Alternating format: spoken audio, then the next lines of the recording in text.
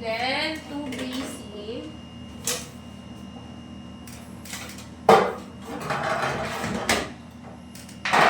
Ano ba kayo aalis? 9. 9. Kasama ako. Hindi ko mapakita ang scratch. Ay, ito pala.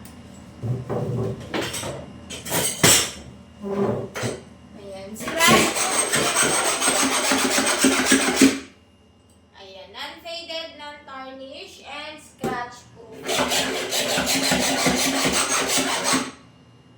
Ayan, ito na yung pinakakaskas ko para makita nyo kung gaano siya scratch proof. Kasi meron na siyang nanotech and honeycomb na yung design niya.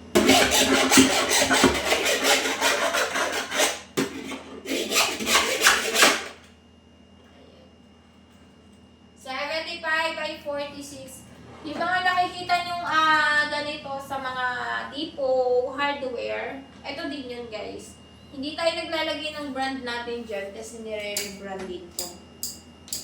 25,000 to sa sa ibang brand. Nagsisimula sa letter K, sa W, alam nyo na yun dun saan.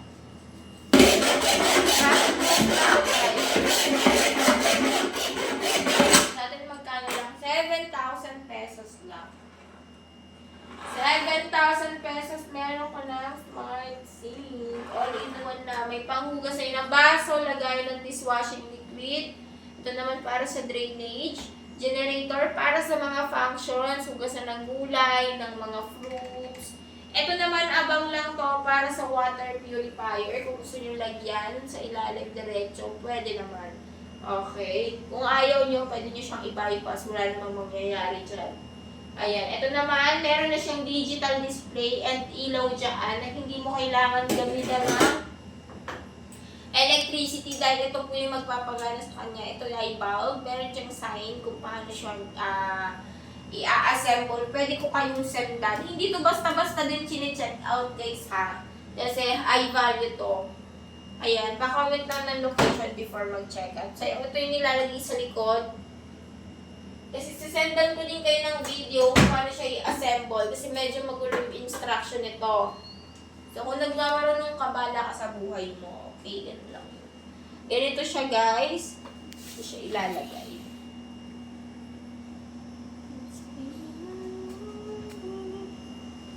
So, ayan. Tapos, ikakabit niyo na yung hose dito na dalawa. May tamang pagkabit dyan para gumana yung kanyang digital display. Tapos, etong full out na to guys, ito yung pag hinatak mo, kusa siyang umaangat. Kasi dahil sa kanyang gravity ball, ayan, because of the gravity ball.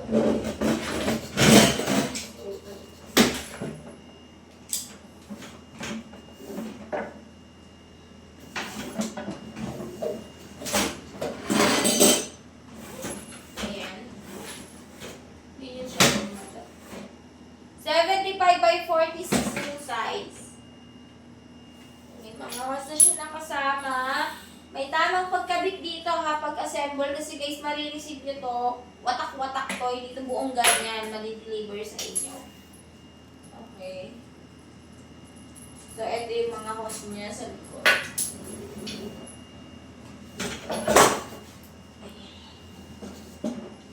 Bigat niya guys.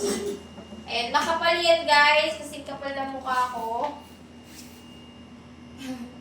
Ayan, sobrang kapal na yan. Stainless din yan na, hindi yan eme-eme. Scratch proof, non-faded na rin. Ayan, naka-piano type. Ito yung pag magugas ka ng gulay, may pa-waterfalls flow, may pa-shower flow. Ayan. 7,000 pesos lang, meron ka ng smart sink. Basta perfect yung size, yung fit sa paglalagyan yung countertop ba yun. Any question, mga madam? Any question?